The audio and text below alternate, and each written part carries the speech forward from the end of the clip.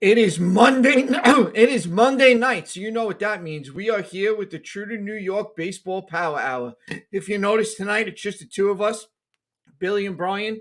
Lou will not be joining us tonight, but we're here, Brian. It is April 25th. It's only April, but we have the two first place teams in the American and National League East, the New York Yankees and the New York Mets. What do you think about that? Actually, I kind of like this. Only two people. Look at how much more space in the shot that my head gets. I mean, let's be honest. Absolutely. I need the space. So, I mean, Lou, we miss you. I mean, really, we do. But Eh, my head's got a little breathing room here. It's kind of nice. absolutely. We get But to no, see more of yeah, you. with the two baseball teams. I mean, listen, I don't care. They can call themselves the Cleveland Yankee beaters, and they'll still get swept at Yankee Stadium at the beginning of every season, like they always do. They can change their name to whatever they want. Guardians, Indians. They're from Cleveland. They come to the Bronx. They're just going to get swept. I mean, that's how it's been in their recent history. We'll get into the shenanigans of some fans and some Cleveland outfielders. I'm sure I think you have that leading off for us today. But Yeah. going forward, it was a good weekend for both teams. I mean, the Mets, 2 out of 3 on the road in Arizona is fine. 4-2. They had 4-2 against Arizona, so far this season. They're gonna need to show it this week against the better teams. They got St. Louis and Philly coming up, so we'll see what they're really made of in the next few games here. Yes, the Mets came back. I mean, Friday night they came back big. Diaz gave up that home run to tie the game. They came back. They won the game. Buck Showalter after the game showed you why Buck Showalter's your guy. Fully back Diaz. Hey, it's gonna happen. Let's move on. Let's play baseball. And he made sure to say, "This is my guy." Yeah, it was one bad pitch. I mean, that's going to happen with him It's with gonna that happen. slider. Sometimes it's going to be a cement mixer. It's going to be right down the middle of the plate instead of being on the corners or back footing a left-handed batter. And listen, it happened. Credit to Varsho for hitting it out. When he needed to. I mean, down 1, 2 outs in the bottom of the ninth, you need to hit that ball out, and he did. So, but it was a good comeback in the extra innings for the Mets. And getting that run on what looked like just a routine grounder to third, but Starling Marte's got some wheels there, and he's able to beat it out, and 6-5 victory going into Saturday, and kind of turned the weekend around. I mean, if they go 0-2 there those first 2 games against Arizona, now you're worried about how they come out on Sunday, but 1-1 going into Sunday, and then they end up taking Sunday's game, and we'll see this week. I think we'll see this week what this Mets team's made of. 3 in St. Louis and then 3 home against Philly, who you took 2 out of 3 from already. 4 straight series wins, which is nice. But we'll see how. I think we're both leaning the same way as to how we think they're going to do this week. Absolutely. This is a big week for both teams. We'll get into that a little later. I want to talk about, one thing that disgusted me this weekend. I thought the most embarrassing thing I was going to see in Yankee Stadium was Friday night when I saw Yankee fans doing the wave, which we don't do that in Yankee Stadium. And I saw that going around. I was embarrassed on my couch. Like, come on, like where are we? We're in The Yankee Stadium. wave, The wave does the not go on. wave. George was probably turning in his grave watching that. But then we fast forward to Saturday and the incident in the outfield. Now, to go over it quick, Stephen Kwan, he goes back on IKF's hit, goes face first into that chain link fence. He hit that fence hard. I mean, even Hard. slow motion replays showed how hard he hit that fence. He His was head bounced off. Yeah. he was shaken up. Terry Francona, the trainers, the other two outfielders, everybody's over checking on him. And you could clearly see things were being said towards him from the fans right in left field. That goes on. Whatever was said, it kept going. It was being instigated even further. And then Miles Straw jumped up on the fence and yelled back at the guy. Which, you know what? Do I agree with what Miles Straw did? No. But he's a human being. He did not touch him. He did not go. He got up and yelled at someone where 9 times out of 10, when somebody is getting verbally abused or someone they're with is being verbally abused, that's human nature. Just because he's an athlete doesn't mean he's not a human being. He did something. He was restrained. He came right back. He didn't make it ugly at all. what the Yankee fans did after Gleyber Torres had the game-winning hit, you could see the second that ball hit the grass in right center field, there were beer cans and cups and Lord knows what else flying first out of the right field bleachers and then out of left field, where the Yankees stopped celebrating to go out and tell the fans to stop. If you watch the replays, go on YouTube, watch anywhere. Giancarlo Stanton and Aaron Judge put themselves between the Indians players and the fans and told the fans to knock it off.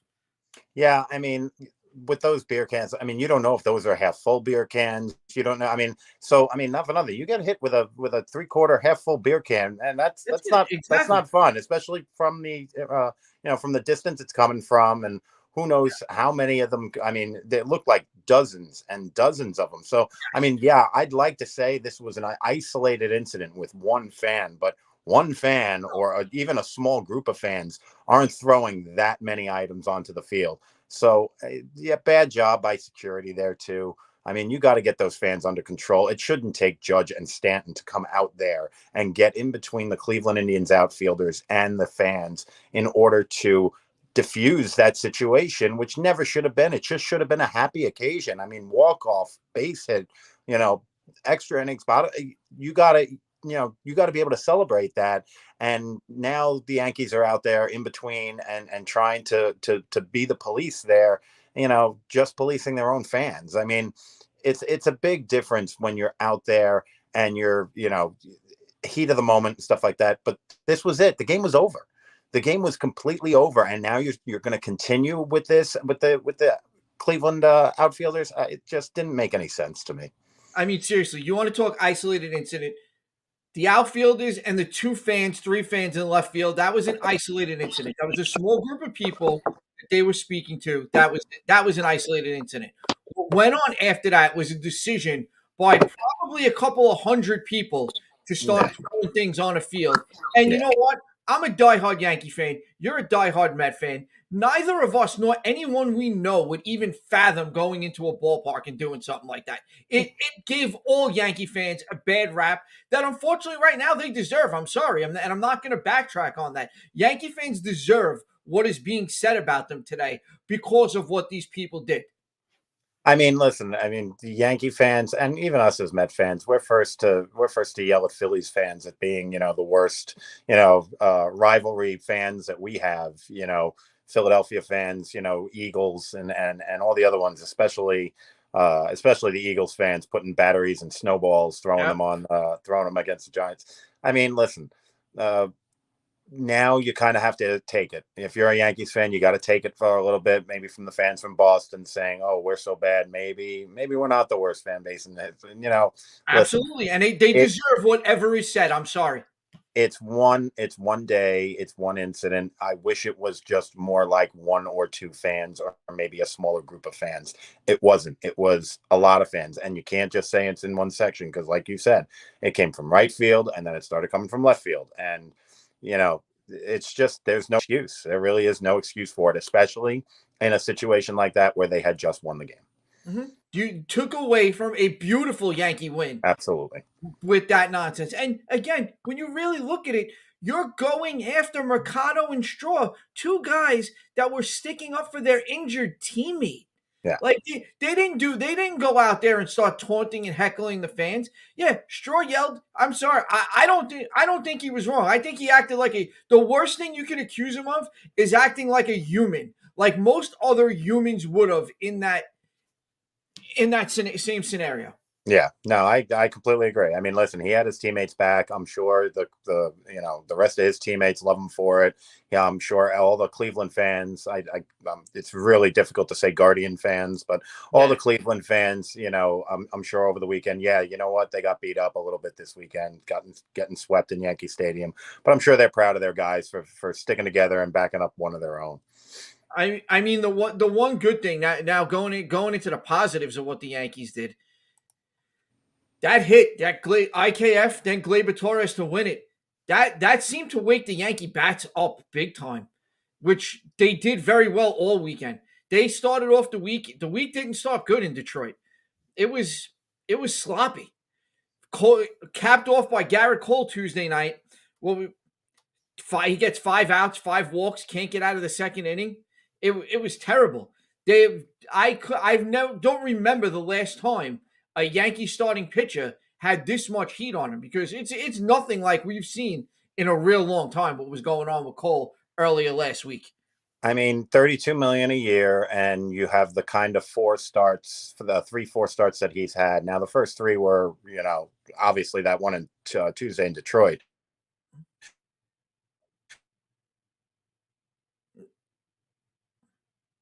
Increasing the spin rate, not just helping with spin rate, not just helping you miss bats, it helps your pinpoint accuracy. And it just doesn't seem like he has that. What does David Cohn always say? You need strikes to look like balls and balls to look like strikes. And right now, his strikes look like strikes and his balls look like balls. His chase rate's probably the lowest it's been in years. And the reason is because he can't hit his spots. Those curveballs and those sliders that he's throwing are well off the plate most nights. It's not even something you're thinking about swinging at. Obviously, yesterday, different story. But also a different story was a little bit of a stain on the back of his pants, and you could see it. He's going to it every single pitch. He's going to it. Now, obviously, they're checking. The umps are checking. They didn't find anything wrong with it. If they don't find anything wrong with it, you know what? I don't find anything That's wrong what I'm with saying. it. There's people out there that are going to make a huge deal about yesterday. Oh, his hand. Did you see him doing this? Did you see? Like you said, these guys get frisked like every other inning. There's just no way he was doing anything wrong. I don't think he's right. I don't think he's getting, quote unquote, getting away with anything there. I mean, I think the umps are out there. They're doing what they can do within the scope of the rules that MLB wants going forward now with the sticky stuff. If it helps him get a little bit of grip and a little bit better location on his pitches, you know what? You looked at the spin rates from yesterday. They said it was very similar to they said the spin rates for his first start of the season was actually the best that he's had so far this year. So this was in a line with the other ones. It's not really spin rate. I don't think that's the big deal for him. I think is when he has, and again, we're only in April. The weather hasn't been great yet. I think once he gets a better feel for the ball, you're going to see the older Gerrit Cole. Maybe not the 2 point whatever 330 strikeout guy you saw in Houston, but you'll probably see something along the lines of a mid to lower 3 ERA. And on that team, that should be good enough to win 14, 15, 16 games. And again, it's all going to come down to what he does in October with this team, because this team's getting to October.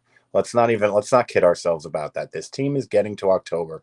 Everything and all of the money that he makes is going to be based on what he does in October. I mean, the craziest thing to me is when he came out of that game Tuesday night, right away the announcers went to, oh, it's the cold weather. It's the cold weather. But then Clark Schmidt comes out of the bullpen, and 4 other relievers come out of the bullpen, and they throw 6 1/3 scoreless innings, and the Yankee bullpen was unhittable, and that's why they ended up winning that game. But yet, for Cole, it was the cold weather. Fast forward to yesterday, like you said, it was a beautiful day out, great day for baseball, and he looked like a completely different pitcher. Yeah, no, I mean, listen, it's a lot of these guys. Some guys are really, really feel oriented. Some guys can just pick up the ball and it doesn't matter how it feels on their hand and they just throw.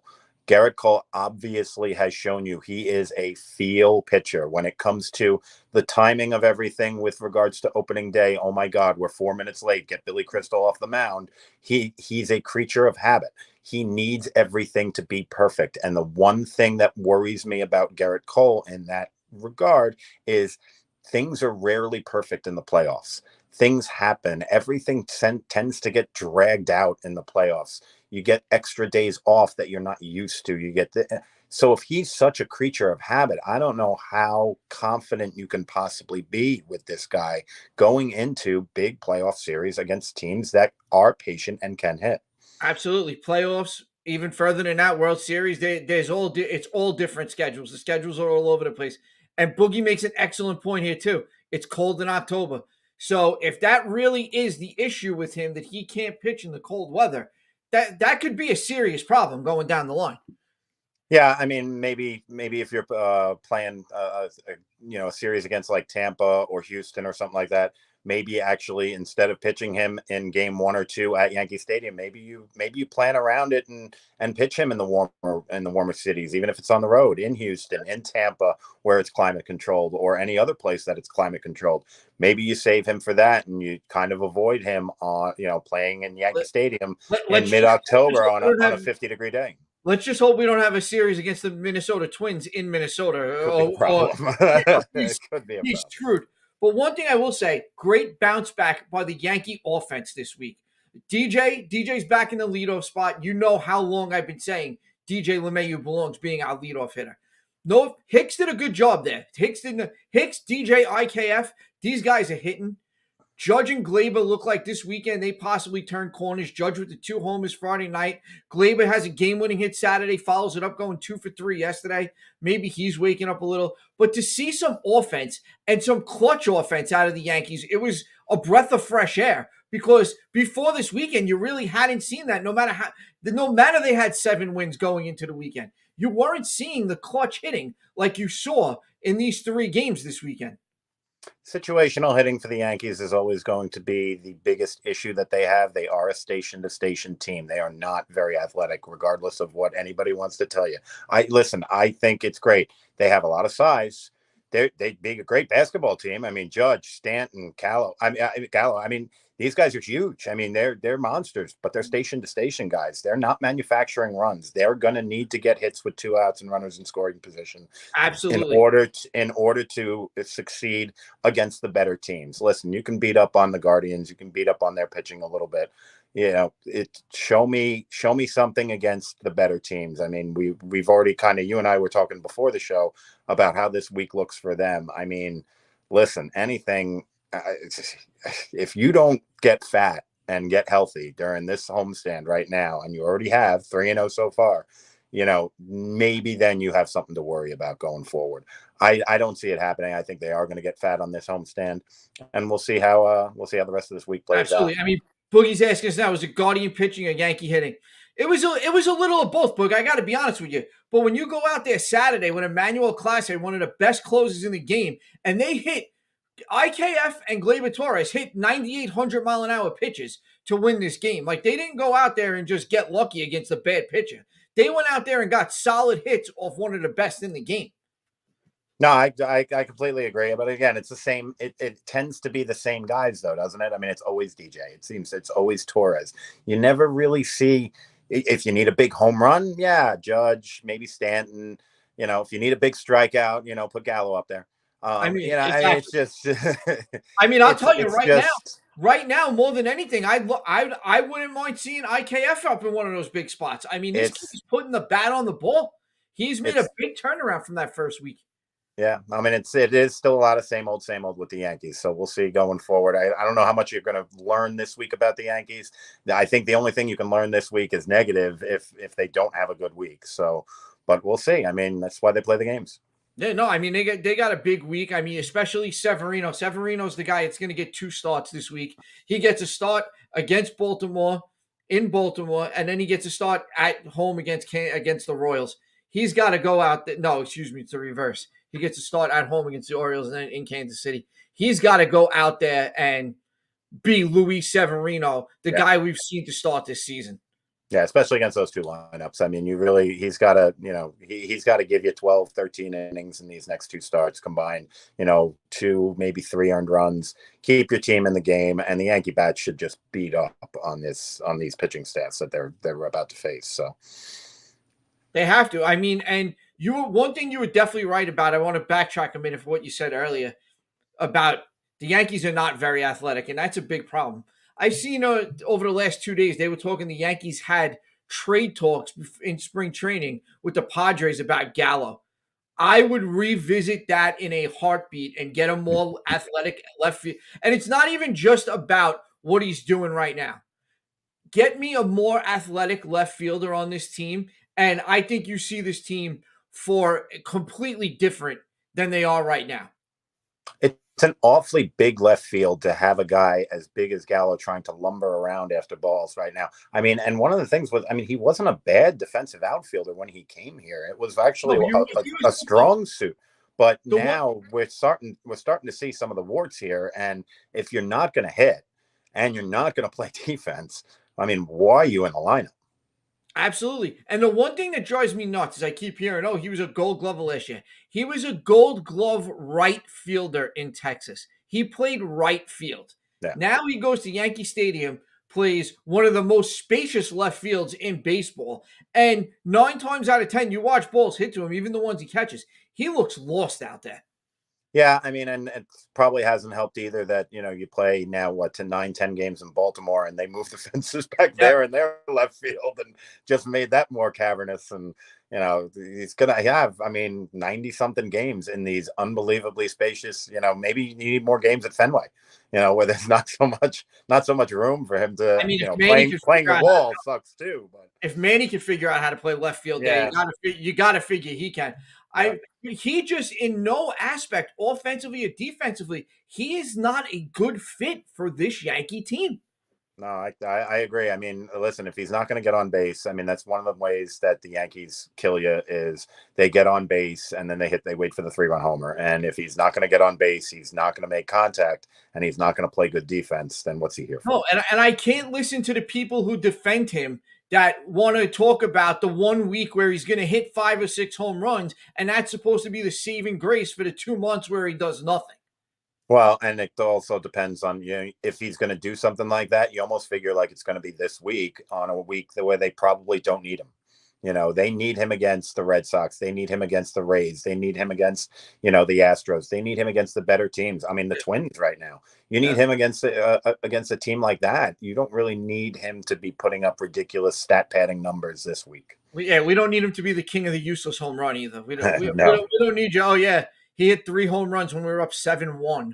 Yeah, yeah. I mean, those are not what you need. But now switching speeds over to the Mets. I mean, Brian, they keep getting it done, man. They just keep winning series. They've won every series they played this year. I'm gonna give myself the pat on the back for the sweep of that For last week. because hell, I deserve it. Good call. I pulled it. It was a good call. You did. You called that. Once they swept that doubleheader, I'm like, you've got to win this series now. 3 games, 3-1. They get it done in the afternoon on Thursday, and listen, you go to Arizona, you win 2 out of 3. It's tough to win road series, even against the bad teams. It's tough to sweep road series. Let me rephrase. It's tough to sweep road series, even against bad teams. So getting 2 out of 3 in Arizona. Listen, 12-5. You look at the teams that you think are going to be chasing them going forward in that division. The Braves are 7-10. I mean, and that's really, to be honest, I think that's their biggest competition. And obviously they're the defending world champs. They're getting Acuna back soon. It's probably going to be next week, the latest. It sounds like he's coming back May 6th. I think they said the date is May 5th. I saw as well. May 5th, May 6th, something like that. I mean, he sounds like he's ready to come back now. I mean, I'm looking at the rehab stats every day, and it's like he never missed a game, and the guy hasn't played in a year. Yeah, I mean, five games up right now just on the Braves. They need to keep going with this. It's one of the things that we say every year, the Mets win April. Well, it's great to win April, and it's great to be relevant in May and June, but you need to be able to have some kind of space in between the teams that are going to be chasing you, the teams that are second half teams like the Braves. I mean, look what they did last year after Acuna went out. I mean, and now you're going to bring back one of the most dynamic players, probably a top 5 player in baseball right now. He's going to join that team at just the time that it looks like they're going to need him, because they have struggled out of the gate a little bit. They just lost a series to the Marlins. The Mets need to get any lead right now that they can over the Braves and just keep going with it, keep extending it. They have a tough week this week, but kudos to them. I mean, they went 5-2 last week. That was, I kind of figured 4-3. I think that's what I said, 4-3. I thought they'd split, especially with the doubleheader coming up. I thought they'd split against San Francisco. Like I said, like you said, good call on you. You said they were going to sweep it, and they did. The one thing that I think is a problem with them right now is their DH. They're not getting enough from the DH spot. If I don't know if this Cano experiment's going to work. It's only been 34 at bats, but I mean he's hitting 206. He's got one home run, which was opening day at Citi Field. He's got 3 RBIs. I mean his OPS is 550. You can't have that from your DH. We already know he's limited now in the field. This is a guy you're paying $20 million to still. We know he's limited in the field. So is he really that much of an upgrade over McNeil? Yes, he's a better second baseman than McNeil, but McNeil's hitting over 300. So how many times are you going to put him out in the field and sit McNeil? My thing is, I believe that Cano right now is taking at bats away from Dom Smith, and Dom Smith has not gotten off to any kind of a good start. But what we've seen as Met fans in the past is the more reps you give Dom, the better he is. It's hard when you're in the lineup one day, you're out of the lineup the next day. Alonso, based on what his defense has been in the last couple of weeks, has proven to you that you're not losing much. Yes, Dom Smith is a better defensive first baseman than Pete Alonso, but he's improving, and it seems like he's improving game by game. We had the catch that he made a couple weeks ago when we were on. Last week, the stretch he made to save that game going forward for the Mets so they could win it in extra innings. He just made a catch earlier today. And again, I mean, listen, if he's going to get better and he's going to give you what he's going to give you offensively, then Dom Smith can be your everyday DH, or you can platoon them back and forth, give him plenty of rest, especially around the All-Star break when he wants to hit 9,000 home runs in the home run derby. So you give him the breaks that he needs. As a DH this year, his numbers have actually been better. Alonso's numbers have been better. As much as he wants to play first base, his numbers have been better. But again, we'll go back to the same thing. It's the same old story. It's the bullpen, right? I mean, it's the bullpen. They're up 5-1 against Arizona. That game's got to be locked down. That can't go into extra innings against a bad team like that. Granted, you know what? We talked about this also before. Diaz is going to have a game like that where he's going to throw a cement mixer and it's going to split the middle of the plate and someone's going to hit it out. You're just hoping he should have had more than a 1-run lead going into that thing. It's 5-1 going into the 8th. You got to be able to get that to Diaz with a 2-3 run lead. So if he makes one mistake like that, it doesn't cost you the game. It doesn't give you another inning. The nice part about that was we watched Seth Lugo come back and have a nice outing. He's been struggling a little bit. So him having the nice outing, getting the save in that game, and we had talked about this before. If that game goes the other way, and all of a sudden they lose Saturday, now we're having a completely different conversation about the Mets right now, Billy. We're thinking, all right, now they're 0-2 against Arizona. They could get swept going into Sunday. This conversation's a lot different. 4-0 in series right now, 12-5. Just keep building. Just keep building. Just keep building. Lindor looks like he's back to his old self, from his Cleveland days. He certainly looks like there's a lot of pressure been taken off of him. And this is what we talked about last week with Scherzer coming in, $43 million contract, with Showalter coming in and taking the blame and going right to the press. Like you said, after that game, Diaz is still my guy. He's my guy. I'm not changing. We're not making any changes. It happens. It's going to happen. You know what? When Diaz first got here, there was so much required of him because of the kind of year he had in Seattle before he came here, and then what we gave up to get him. I mean, we gave up Kalenic, and He was supposed to be the best. He was really at that point supposed to be the best pitcher on a bad team, and that's really where it came from. And that was even more of a microscope. He was the bullpen. DeGrom was the rotation. He was the bullpen. So now when you have guys like Scherzer, you have more of a length in your pitching staff as a whole. It takes a little of that off him. But I mean, you hit the nail on the head with the two major concerns. Number one is definitely got to be the bullpen. You got to be concerned. I mean, Lugo, fine. He's still got a 6.70 ERA. Reed Foley, Trevor May struggled. There are guys out there, and a guy like Trevor May and Lugo, those are two guys you expected to be the better part of your bullpen, and they haven't. Yeah. And also with Cano, I mean, most everything, most analytics, most anything you want to call it is on your side to say the 40-year-old who hasn't played in over a year isn't bouncing back from this. Dom Smith, I'm not ready to judge. 28 at bats. And like you said, he's proven before the more at bats he gets, the better he's been. I think it's time to give Dom Smith a chance. And I honestly, I'm going to disagree with you. And I think right now, at this stage in his career, McNeil is the better second baseman than Cano. Again, if you're talking about overall, if you're talking about well-rounded second baseman, you know what? It's probably McNeil, especially with the bat. He seems to have shrugged off that bad season from last season. He's hitting over 300 again. He seems to be a little bit more selective at the plate than he had been last year. Last year, McNeil swung at a lot of bad balls, almost as if 2 years ago, 3 years ago, when he had that little power surge towards the end of that second season, he was trying to prove that he could hit for power, that he could prove that he could hit the ball out. It almost looked like he reverted back to that, only with less discipline last season. This season, you've seen him. He's a lot more selective.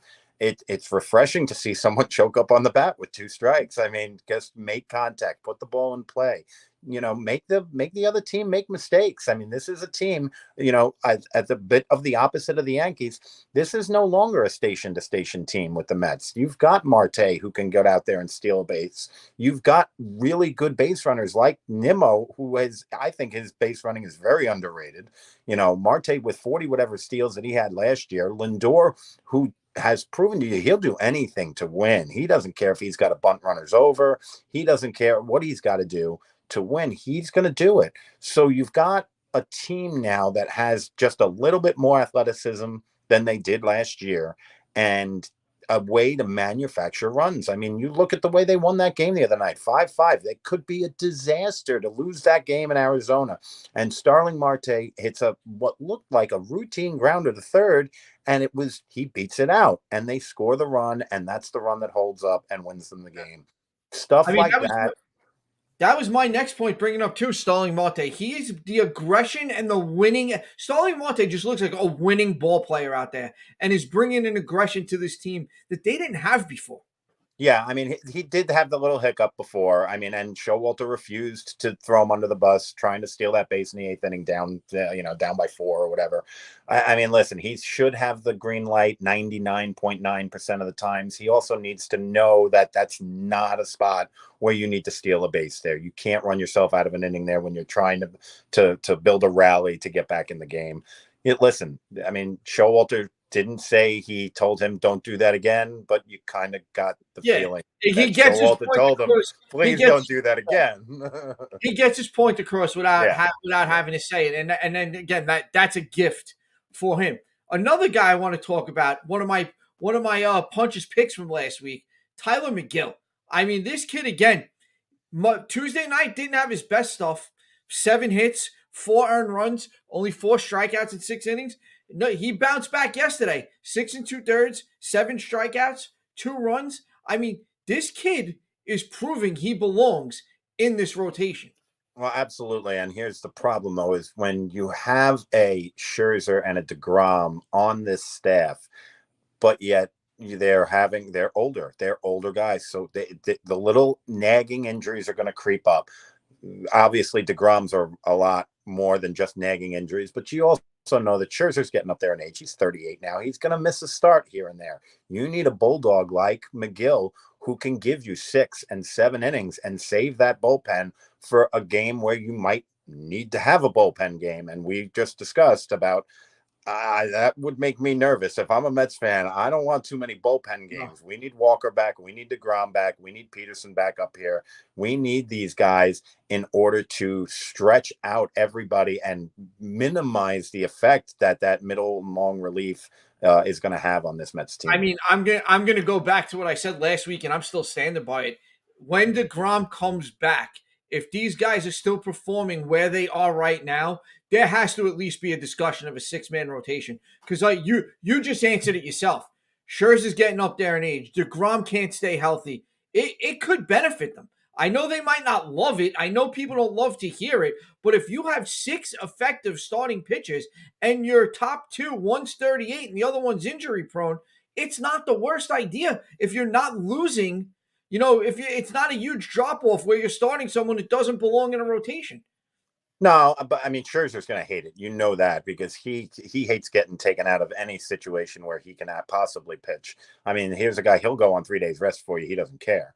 You're paying him 43 million. He is up there in age. I mean, what are you going to do? You're going to run him down, and when he's 40, he can't pitch again. Oh wow. Exactly. No, oh no, oh well, no big deal. I also And I think he's got that mentality too. That you just give me the ball every fifth day. That's what I want. And if you need me to take it every fourth day, I'll take it every fourth day. I don't care. He's probably going to be the most vocal about not wanting one, but I still think he falls in line because if it comes from Showalter has the clout. He has the reputation of being a no-nonsense guy, and you're just going to fall in line, and that's what this team's done under him. Exactly, I agree, and I think Showalter going to him and telling him, Max, we're here to win in October. We're not here to worry about, August, September. We got to win games, yeah, but we're worried about you getting to October. I'm not worried about you taking the ball every 5 days in August. If I can give it to you every 6 and get you through October healthy and get this team winning, I mean, everybody's got to buy into something like that. Yeah, we're not worried about Cy Youngs here. We're worried about we're not worried about MVPs. We're worried about winning in October, getting to October, winning in October, winning a World Series. Absolutely, that should be the number one thing. And that's been one of my biggest gripes with the Yankees and specifically Yankee fans. There's too many Yankee fans out there nowadays that'll say, "Oh, don't worry, it's April. You're 10 games into the season, and you're talking this and you're talking that. You're crazy. Even think this team's gonna win 90 games." Okay, but that's not what you want as a fan. You don't want to just hear, "Oh, we win 90 games every year." No, you want to go to the playoffs and you want to do something there. You want to win world championships. The Yankees have won one in 20 years. Like, there's your reality. So, no, we shouldn't be just standing there going, "Oh, don't worry after 10 games." Because when you're seeing the same old crap day after day after day, you do get worried. So it was nice this weekend to see some things going on. But it's funny that you mentioned same old crap because that could go right into my shirt for the week. I mean, it's a great segue there, Bill. I mean, absolutely. I gotta be honest with you. We do have the shirt of the week, and that is a very important part of our show. We talked about it last week, and now we have another brand new one today. So without any further ado, let's have the unveiling.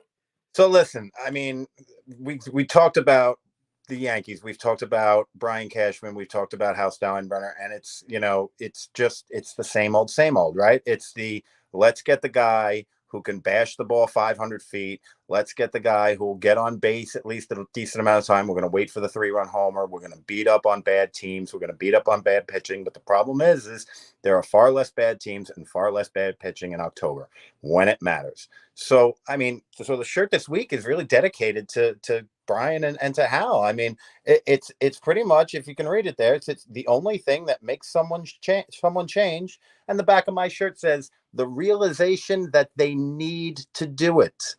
The Yankees need to change. They need to get more athletic. They need to be not less of a station-to-station team, far more of a situational hitting team. You look at those teams in the late 90s that won championships. They didn't have guys that hit the ball 500 feet. Yeah, they had a couple. They had one or two, but Paul O'Neill was never a guy who was going to hit. Right. He was never a guy that was going to hit one 450 feet. Derek Jeter wasn't going to be. He was going to poke one over the right field short porch. He was going to do what he had to do, move runners, hit and run, doing this. I mean, if you're not going to change, and I don't know what the catalyst would have to be to get Cashman and Hal Steinbrenner to make a change for the better like this, to where you get more athletic, to where teams can't shift on you as much as they do against the Yankees and have it be effective because they don't know how to hit. They don't know how to go the other way. I mean, there's going to be times, I mean, we've seen it already, 4 outfielders for Gallo. There's going to be times where they're going to have 4 infielders on the right side of the infield against these guys because they just simply can't do it. They can't hit it the other way. So, Cashman, Steinbrenner, get with the program. I mean, the more athletic teams now are the ones that tend to be winning. At least they're more exciting to watch. I mean, give me a team like the Mets that can actually hit and run in spots that will take the extra base, where they'll steal a base or two, leg out an infield hit. give me a team like that as to just sit there and wait and go strike out, walk, hit one to the wall. Okay, inning over. Strike out, walk, wait for the 3-run homer. If he hits it, he hits it. I mean, let's change things up here. Let's make some changes, but we'll see if that actually happens towards the trade deadline this year for the Yankees. Oh, I don't think it's going to happen this year because there's just going to be no way to put him except, like I said, if you make a move in left field and possibly get rid of Gallo. There's nowhere else to do it. And the sad thing is, you look at some of their DJ LeMahieu, probably the best hitter on that team, pure hitter. I'm not talking about power numbers. DJ LeMahieu is the best pure hitter on that team. Look at him, right center to left center. That's all he is. I mean, and again, and it's effective too. And can we stop? By the way, can we say that finally that the Higashioka thing is a failure? Can we admit to this yet? I mean, well, there was a huge tell yesterday that me and our pal, the infamous Mr. D'Elia, were talking about how you saw yesterday the seed was planted when Trevino caught Cole. Yeah. Because the only thing really that was keeping Higashioka around at this point, keeping him in the lineup, was Cole. Personal catcher. Yeah. Yes. But then he went out there and pitched to Trevino for the first time yesterday. And pitched great. Had his best start of the season with highlighted by 9 strikeouts. So, yeah, I think when he's ready, I'm sorry if I mangled his name just there, but when he's ready when he comes back, it's gonna be him and Trevino, it looks like. Yeah, I don't think you can't afford to carry 3 catchers right now. So no, I think Higashioka's got to go down, whether he has options or not. I think you have to send him down. He doesn't have any options left. I mean, you're gonna risk it, but it is what it is. I mean, he's hitting under 100. There's a very good chance he clears waivers and goes to AAA, which would be good because don't get me wrong, if one of these guys gets hurt again, I'd like a guy back that knows the staff. I mean. I get that, but I kind of agree with you on the waivers thing. Not too many people are going to pick up a 32-year-old catcher that's hitting under 100. No. I mean, he went into this year in spring training. He looked like Babe Ruth. That plummeted real fast. But he looked like Gary Sanchez circa 2017 when he first came up. Something like that. But even getting it, look at Gleyber Torres. The winning hit, where did it go? Right center field. Right center. They've gotten away from it, and it's sad. You talked about the Yankees championship teams in the 90s. The middle of that lineup, O'Neill, Bernie, Tino Martinez. Yeah, those guys, I mean, at best, 30 home runs out of one. They weren't these weren't guys we were expecting 40 home runs and looking for the home run every time they got up. These were guys that hit 275 and better because they used those Yankee teams used the entire field. And they worked the count, and they got into bullpens early, and that's the soft underbelly of all of Major League Baseball is middle and long relief. And then once they got their starters out of there, that's when they put together big innings. They would, string 3 and 4 and 5 hits together, capped by a home run, but not just waiting for it. And, it would be one of those things where, you'd have first and third and one out, and you'd get your little single and just keep the line moving. First and third, all right, hey, another base hit to right field. It's first and third, we got to run in. All right, now we're going to hit the 3-run homer. We've already gotten our run, and we've manufactured a run. So that's what I'm looking for the change for the Yankees. Absolutely, and it's got to happen. And you see what they're doing now when they hit the ball. It's not that difficult, and that's the crazy thing. If they put this team together the right way, and right now, like I said, my biggest issue with them right now is left field. Yeah, no, Gallo's got to improve. I mean, they're not going to give up on him yet, but I can't see them still dealing with his current batting average, his current on-base percentage, and his current lack of defense. I can't see them still dealing with this if it's no change between now and the middle of June. No, I mean, the reality right now is they don't have anyone to replace him. It's not like I could definitely see someone I'm going to go into my my upcoming shirt. You'll see it probably the next week or in 2 weeks. But there's a guy that's still out there that has ties, that who knows if he's still in shape, who knows if he still wants to do it. Who knows what it's going to take to get him? But Brett Gardner's out there. But I mean, again, that doesn't change the problem. That's another guy coming in. Again, all due respect to Gotti. It's another. What did he hit last year? 2-0? 2T. That's not. We need somebody to. We need somebody to come in and hit. You The cannot. problem is you're not getting that in June. You're not getting that in June. Maybe you can get it in July when teams are out of it. Maybe, but if you try to get that in June, you're giving up way too much to get it. It's not something that's going to be readily available. You I'll hope tell you. it'll be available at the end of July. I'll tell you around the right trade now deadline. what would make me as happy as I could be in this situation. What would it take to get Brian Reynolds from the Pittsburgh Pirates? Again, you're going to have to, if you're going to try to get him in June, it's going to cost you an arm and a leg. If you can wait until July, and I don't know if they have enough. Do they have enough? I mean, No, is it? that Yankee system, the Yankee system has that. Gallo for Tommy Pham. I don't see that happening, Pete. I do not think we're gonna get Gallo for Tommy. And if we do, I'm all for it. Manager, GM of the year, if Chapman can pull that off. If they pull that off with San Diego, God bless. Front office man of the year.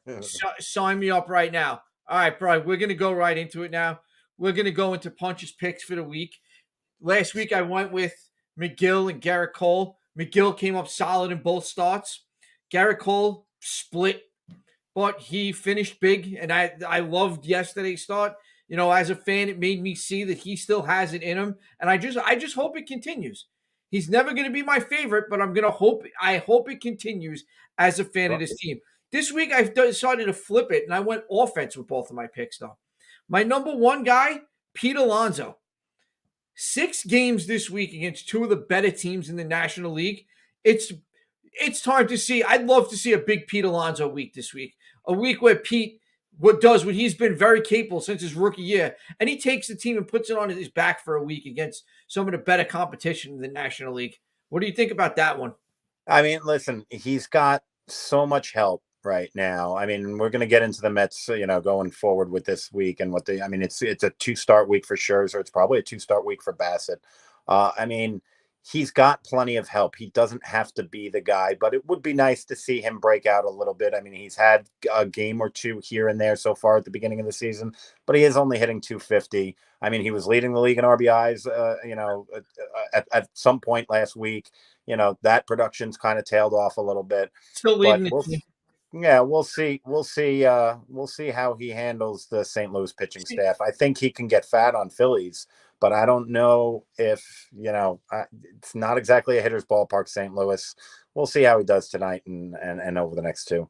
See, I won't say I disagree with you. I'm just going to say I have a different opinion because no matter what the Mets brought in there, to me, Pete Alonso is the guy for the New York Mets. I mean, he doesn't have to carry the weight of the world through 162 games every single night as the guy. Like if you don't do it, we're screwed. But Pete Alonso's the guy for that team. This is Pete Alonso's team. Oh no doubt. But he's got help this year. Lindor looks like he's back to his old self. You've got Marte, who I think is probably one of the better pickups that the Mets have made. He's got to carry right now a guy like Robinson Cano who's struggling. Escobar really hasn't given you the power that you hoped. He's been getting on base, but he hasn't really given you the power you hoped yet. And like I said, Dom Smith is not an option right now with his bat coming off the bench for Pete and to platoon him. So, yeah, I mean, in that way, I kind of agree with you, but I don't think it's a be-all and end-all with him. No, I don't see it as a be-all and end-all, but last year it would have been. Yeah, last absolutely. Year it was. I like Pete. I'm going to put – this is more me putting my confidence behind Pete to have a big week than saying – I'm not saying he has to. They're not in a situation where you have to say anybody has to right now. But I have a feeling Pete's going to come through this week, and we're going to be talking about what a nice next week on this show. We're going to be talking about what a good week Pete Alonso had to help the Mets in these 6 games. And my Yankee pick for the week is Gleyber Torres. I mean, Gleyber came up with a game-winning hit Saturday, carried it into Sunday and went 2 for 3. I'm hoping Gleyber Torres is turning the corner right now, and we get the player from 2019, 2020, the player that we thought we had, the player that we were so happy to acquire, the guy that lit Major League Baseball and the American League on fire for a little while there. I'm hoping we're seeing that guy slowly come back to us. The same guy that we were debating on 4 or 5 years ago, whether we should trade him straight up for Jacob deGrom. Not that that would ever happen. But yeah, I mean, if you can get that guy back, if you can get his confidence back, and I honestly, he's got the talent. I just think it has everything to do with confidence with him. And hopefully what happened this past weekend gives him. Now, that's the one thing that I didn't like about, we go back to the incident with the fans and everything. I mean, that really should have been just all about Gleyber coming up big in a big spot. And then everything gets distracted. And now all of a sudden everybody's answering questions about the fans as opposed to what a great win it was. It's something that you hope that he's still building confidence off of that, even with the nonsense of everything that happened in the stand. But I think it is. Honestly, I think that's all it is a confidence thing with him. Yeah. All we could say is it looked like he carried that confidence into yesterday. He went in yesterday going 2 for 3, and I mean, I'm happy for our bullpen, but as far as the Yankee offense, I wish we didn't have today off. Oh no! The offense. The bats just woke up. Yeah, you don't want to have a day off after scoring. Especially when you're still home. I mean, having off days in between when you're not traveling and you're just sitting at home, you can get a little stale doing that. A little, too many. No, times. I mean, I'm sure Gleyber Torres was the first guy that wanted to be in that ballpark today. But I feel like those are my two solid picks for the week. I have faith in both of them. But like I said, it's kind of different ends of the spectrum. Pete, I'm just putting it behind that I think Pete's going to have a great week. And Gleyber, I'm hoping turns the corner now. Yeah, absolutely. All right. Now we're going to get into it's time, Brian. It's WTF time. I am going to turn the floor over to you. I'm going to let you be our lead-in for this one this week. What do you got for me? Listen, I mean, the last couple of WTFs that I've had have really literally all about been people just do your job, right? Do your job. Angel Hernandez, can we please get rid of this guy? I mean, I would be a proponent literally of going to the automated strike zone only for his games. Just for his games, because everything else you can fix with replay, with this, with that, all of his bad calls, whatever. You can't fix his strike zone. I mean, balls are strikes, strikes are balls. I mean, the only thing positive that I could say about that performance that he had last night was he was equally terrible for both teams. So at least you're equally terrible, but you're just awful at your job. How this guy is still a major league umpire after all of these years, after all of these times with people just bitching and moaning and complaining about how terrible an umpire he is. Major League Baseball, what the F? Just get rid of him. I mean, the crazy thing is, I think I saw it right before we went on the air. I think they said his effective rate for balls and strikes yesterday was only 82%. So he got 18% of his calls wrong. I don't get it. I don't understand. Kyle Schwarber was spazzing out. Was probably one of the greatest things I've seen. That helmet bounced. It was like an automatic. And Girardi after the game, he was just like, the answer he gave, it's like, yeah, I think we got to look into it. Like, he was just so defeated and was like, I'm not saying anything more because I'm not taking a fine for this crap. I was going to say, he Marshawn Lynched it last night. He's like, I'm not saying anything that's going to get me fined. I'm just here so I don't get fined. He gave that, I think we got to look into it. Like, no, it's like, and he's right. Like, why take a fine for something so obvious by continuing to go off on it? I mean, Kyle Schwarber beautifully spoke his piece probably for the entire major leagues at that point. Absolutely. Atrocious is the only word I could think of. Now we're going into mine, and mine is going to be a bit of a shock this week because it's a guy I've been heaping praise on since we started this show. My WTF this week is going to Buck Showalter. Saturday night, Buck comes out and says he still has faith in Trevor Williams as a starter. The guy has a 9.82 ERA and couldn't get an out in the third inning. And your response after the game is, "I still have confidence." Confidence in what? We're not talking about the Grom or Scherzer or even Bassett here. You're talking about Trevor Williams. That was the worst pitch game of the Mets 17 games into the season so far. I mean, I get backing your players, but I mean, at that point, you were better off saying nothing. It's easy to back your players when you know you're getting back well, you know you're getting back Walker. Peterson, you can just bring back up. When you're getting the type of performances from Scherzer and Bassett and Carrasco so far this season, you can afford on the occasional fifth day where he's going to start a game and it's probably going to be his last start for a while. Maybe he'll get one more. Maybe he'll get one more chance. But it's easy to have your guys back when the rest of the staff, and listen, we knew going in, but then they weren't going to keep this up. The starting staff, they can't keep that up. No. I mean, you look at some of the staffs that they were up against in Mets history that they were better than starting pitching wise in the first 15, 16, 17 games. Staffs with Seaver and Kuzman and Matlack, and I mean, and these guys are all world, and they were better than them. Guys like Tyler Mcgill, yeah, you expect it out of Scherzer, but guys like Chris Bassett, Tyler Mcgill, Carlos Carrasco. I mean, who are these guys compared to those other teams? And I don't mind him having his back there, but he's not going to be a part of this rotation when they're healthy.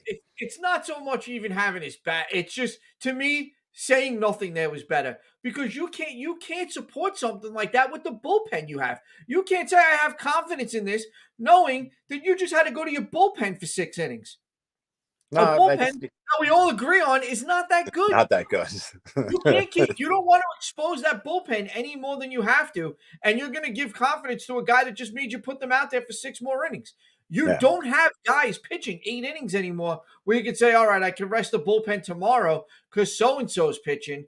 And it doesn't happen anymore. You got guys, I mean, look, Mcgill, as good as he was yesterday, didn't get out of the 7th inning. No, you're right. I mean, listen, Showalter's going to have his guys, but especially now. I mean, he's brand new there. It's only his 3rd week on the job. I mean, he's going to have his players' backs, at least for now. We'll see if the patience starts to wear a little thin, if they're in a bad spot, but 12-5 is 12-5 right now. And they do have the 2nd best record in baseball. So. And this is an excellent point Pete's making here too. The Mets catchers getting credit, McCann and Nito, for calling very good games. I mean, they really are doing a good job all around. They're doing everything right. Yeah, I mean, I'd like to see a little bit more offensive production from them, but I mean, right now, I think you can't complain one iota about how they're handling that staff. No, I mean, and if you keep winning, and again, there's the difference. Last week, when the Yankees were playing like crap, we were calling out not getting production out of the catching position. You haven't heard that about the Mets once, because they've been winning consistently since the season opened. That's the difference of when you're playing winning baseball and when you're playing 500 baseball. A lot of those things don't come to fruition. And again, this week we didn't bring the Yankee catcher up for almost an hour.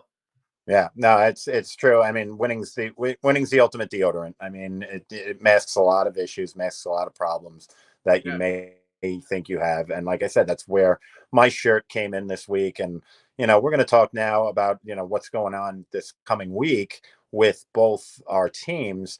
And I think you've got to look at a lot of different things for these weeks. So with the Mets, you've got Scherzer with 2 starts more than likely this week. You got Bassett with 2 starts more than likely this week. You're not going to see Trevor Williams. You're going to see Mcgill. You're going to see Carrasco. They have the day off. You can squeeze in 2 starts each for your quote unquote 2 best pitchers. Although I could make a case and based on his last start, that maybe Mcgill is actually the 2nd best starter right now that's healthy. My thing is this: I want to say the Mets can still win 2 more series this week and go 4-2. I do. The problem's going to be is you're going to need anywhere between 14 innings. I think you need 14 innings from Scherzer. I think you need at least 12 to 13 innings from Bassett, and you're going to need another start like you got from Mcgill yesterday. You're going to need 6 to 7 innings from him. Limit the amount of exposure that bullpen's going to have this week, and you'll have a chance to go 4-2. I think it's more likely that they're going to go 3-3, but give me those guys, let them go deeper into games. It is getting a little bit later into the season. You know, a guy like Scherzer is a guy who can give you 7 or 8 if he's on, and especially now that you have a DH in the league and you don't need to pinch hit for these guys. So give me, if I get 32 to 34 innings from the 5 starts of Scherzer, Bassett, and Mcgill. Give me 32 to 34 innings from those guys. I think you're going to see 4-2. I mean, it's real interesting now. I mean, Scherzer's going into the bottom of the 5th in a scoreless game, so I don't see, unless something drastically changes in these next couple of innings. And what's he at? I think he's only in the 50s pitch count. It hasn't come back up yet. Well, Mazzola is a good pitcher too. I mean, he's up against a pretty good pitcher right now too. Yeah, I mean, they're playing. So I couldn't agree with you more. And I have him the same as going 3-3 this week. And we're on the same page. He's at 62 pitches starting the 5th inning right now. So he's in a good spot to give you 7. I mean, I absolutely see no reason. But you are spot on with that. You got to get the length. Start getting a little more length out of your starting pitching. I know that's like a forbidden word in baseball anymore these days, especially we're talking about 3 of them. But I mean, he's still going along, striking out the first batter here in the 5th. Scherzer, you got to let Scherzer go. You got There's no reason, especially tight games like this. We touched on it earlier. Going into St. Louis and winning a series in St. Louis, it's not an easy thing to do. So if they take 2 out of 3 here, God bless. I have him in 3 out of 3. And if you look at Arenado's start, I mean, I'll pat myself on you. You got to pat yourself on the back. I mean, I know it's only 15 games in. I'll pat myself on the back for the Nolan Arenado for MVP. Absolutely. I mean, he's hitting 360. Yeah, he's hitting 364. He's got an 1150 plus OPS. I mean, he's hit safely in 12 of the 14 games. He's the guy that can carry that team, and I think he's going to have to. And you're looking at it now. I mean, you're looking at another 0-0 game. There's not a lot of offense. They have a decent lineup, but Arenado's got to be the linchpin for them to score enough runs, because I think they can pitch. They need him to score enough runs in order to stay, I think, in contact. We had already talked about Milwaukee. They had a bit of a slow start, but in order to stay competitive in that division, I think Arenado is going to be the key to that team. Absolutely. I mean, he is one of the best players in the game who flies under the radar probably more than just any of the top players, if you really think about it. Flew under the radar for years in Colorado. Is doing it once again in St. Louis. But yeah, like I said, I have the Mets going 3-3 this week too. It could real easily be 4-2. I'd be happy to be wrong there. They're playing great ball. They can beat just about anybody. That Giant series to me proved they belong in the talk of the top teams in the National League, if not all of baseball. The Yankees this week, it's got to be the week. We talked about that a couple of weeks ago for the Mets. This has to be the week for the Yankees. 3 games against the Orioles, 3 games in Kansas City. I have the Yankees going 5-1. I don't need to say much more than that. Severino, 2 starts this week. We have to go out there and beat up bad teams. If you want to be a good team, if you want to be there in October, you want to win divisions, you want to host playoff series, this is what you got to do. You have to go out there and beat up on the bad teams, and that's what they need to do this week. I don't disagree that that's what they need to do. I need to see more from them in order to actually feel like they have turned the corner. Maybe this weekend was it.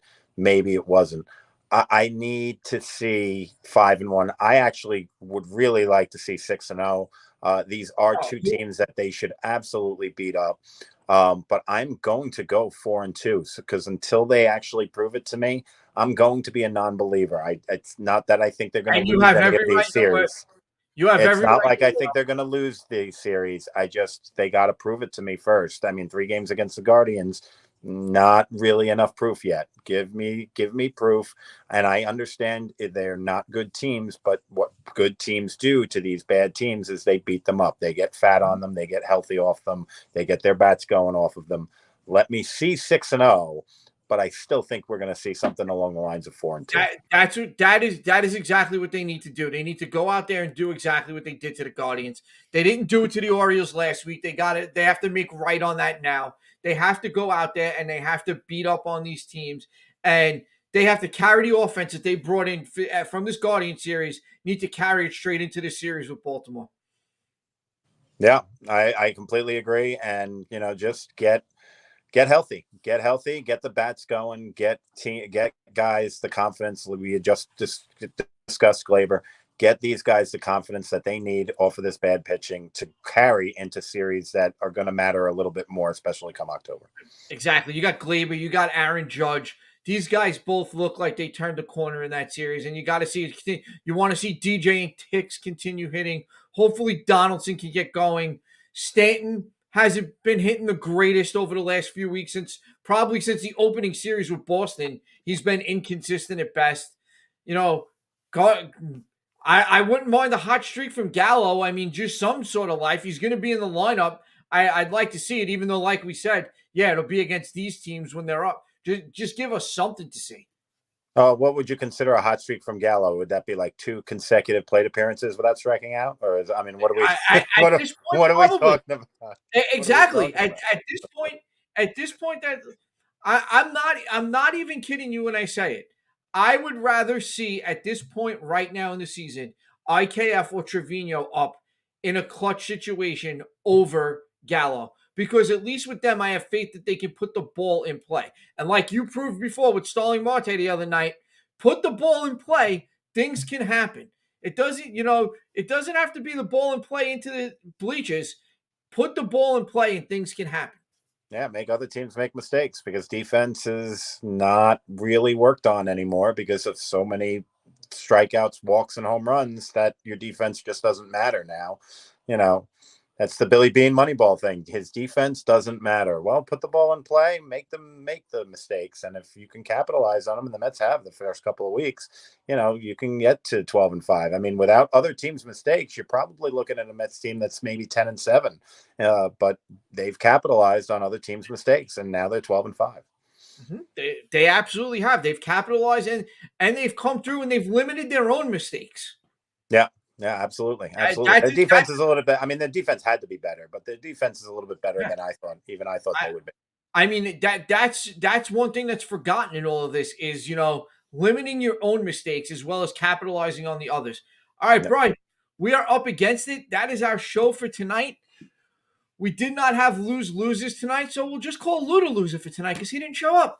Well, I mean, listen, life happens. He's got stuff going on that he's got to do. I know, but we missed him a little bit tonight, but I don't think we missed him too much. I mean, no, we had a great show tonight. Loved it. Thankful we had people tuning in. We will see you guys next week. Same bat time, same bat channel. Bri, have a good one, my friend. I'll talk to you later. Deuces, man. See ya.